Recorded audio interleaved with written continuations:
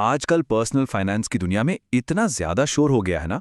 हर तरफ से इतनी सलाहें मिलती हैं कि इंसान कंफ्यूज हो जाता है।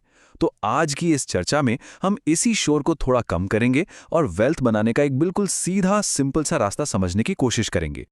आज हम इन 5 हिस्सों पर बात करने वाले हैं। सबसे पहले तो ये समझेंगे कि आखिर ये प्रॉब्लम है क्या, फिर उसके बिल्कुल आसान से हल पर आएंगे। हम जानेंगे उस 7 पिलर्स वाले प्लान को, फिर ये भी समझेंगे कि आखिर लोग आसान रास्ता अपनाते क्यों नहीं हैं, और आखिर में हम बात करेंगे कि सादगी में ही असली ताकत क्यों है। ठीक है, तो चलिए सबसे पहले प्रॉब्लम को ही समझते हैं। सोशल मीडिया पर आजकल जिस तरह का फाइनेंशियल कंटेंट मिल रहा है ना, वो असल में मदद करने के बजाय बहुत बड़ी कंफ्यूजन पैदा कर रहा है। ऐसी हेडलाइंस तो देखी ही होंगी। ये असल में फोमो यानी फियर ऑफ मिसिंग आउट पैदा करने के लिए डिजाइन की जाती है। इन्हें देख के हमें लगने लगता है कि अरे हम तो अपने फाइनेंशियल लाइफ में बहुत पीछे रह गए हैं। ये हमें महसूस कराती हैं कि हम कहीं कुछ बड़ा मिस कर रहे हैं, और इसी चक्कर में हम जल्दबाजी में गलत फैसले ले बैठते हैं। तो इस तरह के कंटेंट से होता क्या है? हमें असली फाइनेंशियल एजुकेशन मिलने की जगह अक्सर बहुत ही कॉम्प्लेक्स और कभी-कभी नुकसान पहुंचाने वाले प्रोडक्ट्स बेचे जाते हैं। मतलब फायदा कंटेंट बनाने वालों का होता है, देखने वालों का नहीं।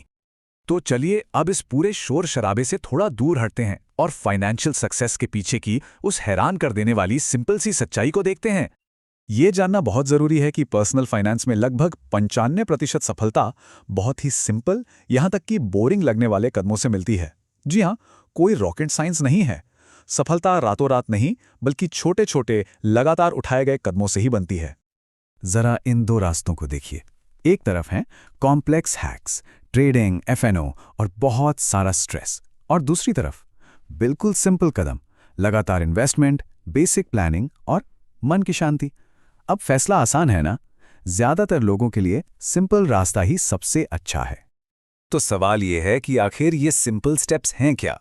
चलिए अब सीधे सोल्यूशन पर आते हैं, जिसे हम कह सकते हैं हमेशा काम आने वाला फाइनेंशियल प्लान। ये एक तरह की फाइनेंशियल चेकलिस्ट है।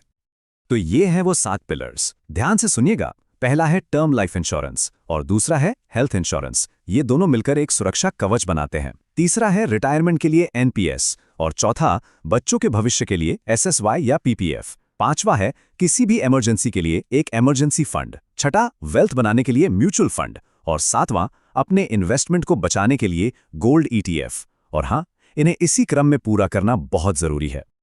तो सबसे पहले आते हैं पिलर 1 और 2, जो हैं प्रोटेक्शन के बारे में, यानी परिवार के लिए एक सेफ्टी नेट बनाना।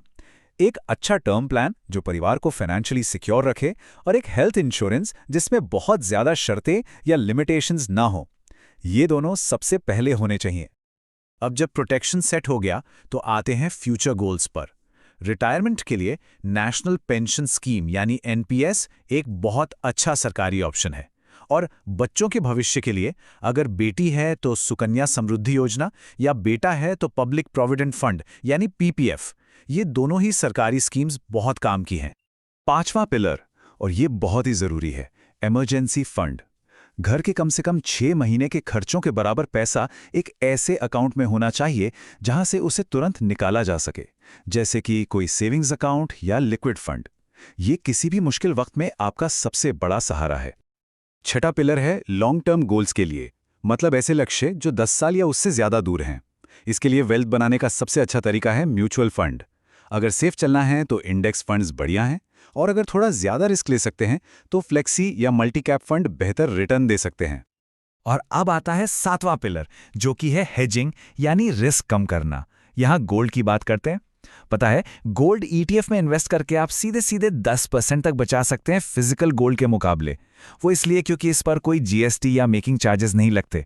स्मार्ट है ना? अब एक बड़ा सवाल उठता है, अगर ये प्लान इतना सिंपल है तो फिर ज्यादातर लोग इसे फॉलो क्यों नहीं करते?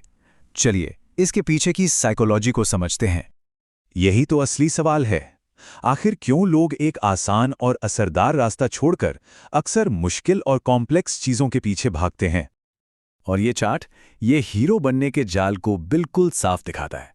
देखिए, सिंपल स्टेप्स फॉलो करके टॉप 10% में आना अचीवेबल है, लेकिन नहीं, लोगों को टॉप 1% वाला हीरो बनना है, और इस चक्कर में वो बहुत बड़ा रिस्क उठाते हैं। और मिलता क्या है?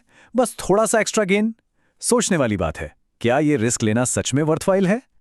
तो असली खेल क्या है? ये जो कॉम्प्लेक्स प्रोडक्ट्स हैं ना, जैसे ट्रेडिंग, एफएनओ, ये सब इंडस्ट्री को फायदा पहुंचाने के लिए बनाए गए हैं, एक आम निवेशक को नहीं। ब्रोकर्स और प्लेटफॉर्म्स को तो हर ट्रेड पर अपनी फीस मिलती है, चाहे कोई पैसा बनाए या गंवाए। चलिए, अब इस पूरी बातचीत को समेटते हैं और एक मजबूत फाइनल मैसेज की तरफ बढ़ते हैं। ये एक उदाहरण इस पूरी सोच को कितनी अच्छी तरह समझाता है। जब वायरल फीवर संतरे के जूस से ठीक हो सकता है, तो बेवजह एंटीबायोटिक्स क्यों लेना? मतलब, जब सिंपल और बेसिक चीजों से काम हो सकता है, तो कॉम्प्लेक्स और रिस्की चीजों की क्या जरूरत है? तो अब करना क्या है? बिल्कुल सिंपल। पहला, वो जो 7 पिलर्स हैं वो जरूरी हैं, उन्हें पूरा करना ही है। स्टॉक पिकिंग वगैरह वो सब बात की बात है, शौक के लिए। और सबसे जरूरी, इस शोर से खुद को बचाएं। हो सके तो ध्यान भटकाने वाले सोशल मीडिया ऐप्स फोन से हटा दें। तो आखिर में बस एक सवाल खुद से पूछने के लिए, कहीं ऐसा तो नहीं कि अपना फाइनेंशियल प्लान भी बेवजह कॉम्प्लेक्स बना रखा है? इस पर सोचना शायद फाइनेंशियल फ्यूचर के लिए पहला और सबसे जरूरी कदम हो सकता है। वीडियो पसंद आए तो लाइक, शेयर और सब्सक्राइब करें।